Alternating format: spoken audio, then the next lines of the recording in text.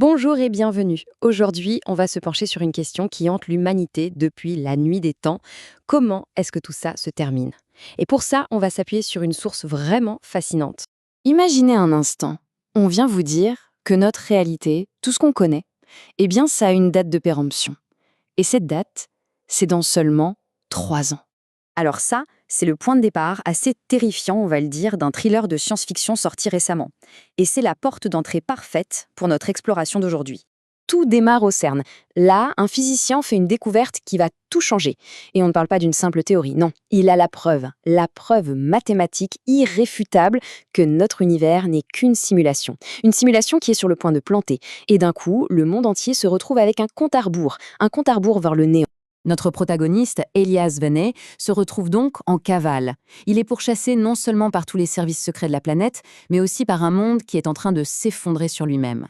Et sa seule lueur d'espoir, une quête. Une quête pour un objet presque mythique, qui détiendrait la clé pour tout sauver.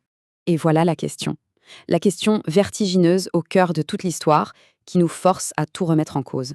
Mais en suivant cette course contre la montre, quelque chose d'étrange se produit. On a comme l'impression d'avoir déjà entendu cette histoire. Et c'est là qu'une question bien plus large commence à se causer. Oui, pourquoi est-ce que, en tant qu'espèce, on est si fasciné par les récits qui parlent de la fin de tout?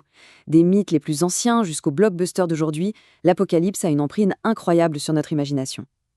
Mais pourquoi? Eh bien, il se trouve que cette fascination, cette obsession quasi universelle pour la fin, elle a un nom. C'est un vrai champ d'études qui traverse les cultures et les époques. Alors, ce concept, c'est l'eschatologie. C'est un mot un peu savant, mais l'idée est simple. C'est l'étude de ce qu'on appelle les fins dernières. En gros, la fin du monde, bien sûr, mais aussi la fin de l'histoire humaine et au final, notre destin à tous. Et attention, ça ne parle pas que de destruction, loin de là. En fait, c'est surtout notre besoin de trouver un sens à tout ça, de répondre aux questions ultimes. Où est-ce qu'on va? Quel est le but de toute cette histoire collective? Et ce n'est pas du tout une petite idée des niches, hein. C'est un concept central dans les plus grandes religions du monde.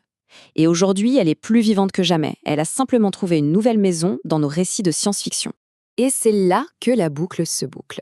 Un récit super moderne comme Le Dernier Cycle, avec sa physique quantique et sa technologie de pointe, eh bien au fond, ce n'est qu'une réécriture, une nouvelle façon de poser ces mêmes questions eschatologiques millénaires.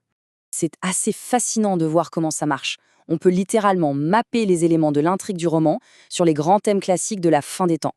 L'apocalypse, ça devient l'effondrement de la simulation. Le salut, c'est cette clé harmonique qui peut réécrire le code de la réalité. Le roman joue brillamment avec cette tension, cette dualité qui a toujours existé. D'un côté, on a une vision scientifique, presque clinique de la fin, basée sur des données, des calculs au CERN. Et de l'autre, on a une approche complètement mystique, connectée à des prophéties anciennes, à des symboles découverts sous Jérusalem. Alors, tout ça nous amène finalement au cœur du sujet, à la question ultime que pose l'eschatologie, qu'elle soit religieuse ou de science-fiction. Parce qu'au final, qu'on parle de jugement divin ou d'un crash informatique cosmique, on cherche tous la réponse à la même question. Une question brutale et universelle. Est-ce que toute notre histoire collective se termine par un échec, un effondrement total? Ou est-ce que cette fin est en réalité le début d'autre chose? Une renaissance, une transformation, un dépassement. Et c'est la pensée sur laquelle on va se quitter. La fin, est-ce que c'est un jugement final sur ce qu'on a été? Ou est-ce que c'est une mutation, une transformation radicale vers ce qu'on va devenir?